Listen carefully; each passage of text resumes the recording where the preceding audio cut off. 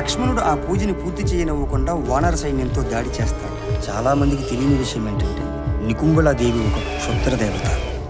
అందరికీ నమస్కారం అండి. ఇప్పుడే తంత్ర టీంని కలిశాను.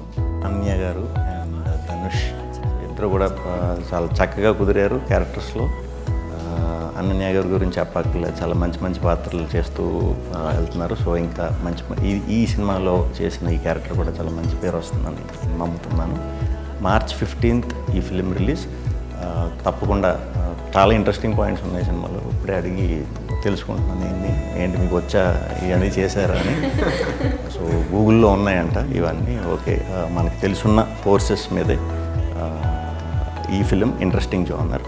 సో తప్పకుండా March 15th అందరూ కూడా థియేటర్స్కి వచ్చి చూసి ఈ తంత్ర అనే సినిమాని ఫస్ట్ టైం డైరెక్షన్ చేసిన శ్రీనివాస్ గారిని అండ్ టీం అందరినీ కూడా బ్లెస్ చేయాలని మనస్ఫూర్తిగా కూడా.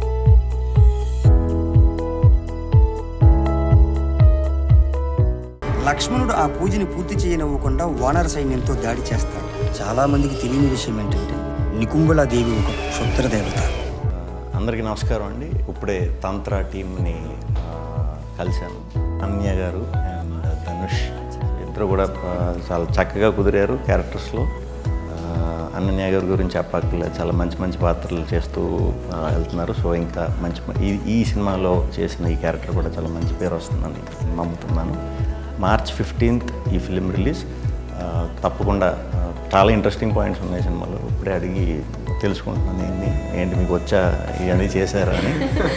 సో గూగుల్లో ఉన్నాయంట ఇవన్నీ. ఓకే, మనకి తెలుసున్న ఫోర్సెస్ మీదే ఈ ఫిలిం ఇంట్రెస్టింగ్ జోనర్. సో తప్పకుండా March 15th అందరూ కూడా థియేటర్స్కి వచ్చి చూసి ఈ తంత్ర అనే సినిమాని ఫస్ట్ టైం డైరెక్షన్ చేసిన శ్రీనివాస్ గారిని అండ్ టీం అందరినీ కూడా బ్లెస్ చేయాలని మనస్ఫూర్తిగా కూడా.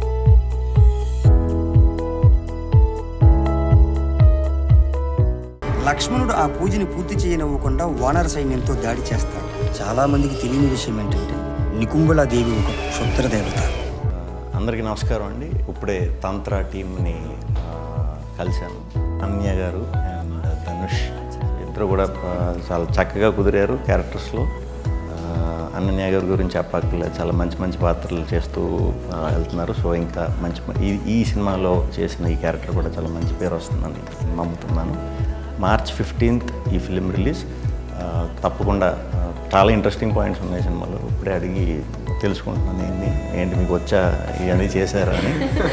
సో గూగుల్లో ఉన్నాయంట ఇవన్నీ. ఓకే, మనకి తెలుసున్న ఫోర్సెస్ మీదే ఈ ఫిలిం ఇంట్రెస్టింగ్ జోనర్. సో తప్పకుండా March 15th అందరూ కూడా థియేటర్స్కి వచ్చి చూసి ఈ తంత్ర అనే సినిమాని ఫస్ట్ టైం డైరెక్షన్ చేసిన శ్రీనివాస్ గారిని అండ్ టీం అందరినీ కూడా బ్లెస్ చేయాలని మనస్ఫూర్తిగా కూడా.